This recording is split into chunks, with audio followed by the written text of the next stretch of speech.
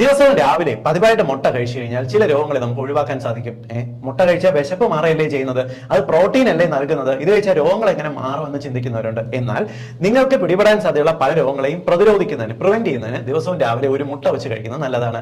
ഒന്നാമത്തത് heart attack ആണ്, രണ്ടാമത്തെ സ്ട്രോക്ക് ആണ്. കാരണം മുട്ടയ്ക്കകത്തുള്ള ഹെൽത്തി ആയിട്ടുള്ള കൊഴുപ്പുകൾ നിങ്ങൾക്ക് ഹാർട്ട് അറ്റാക്കിനെയും സ്ട്രോക്കിനെയും പ്രതിരോധിക്കാൻ സഹായിക്കും.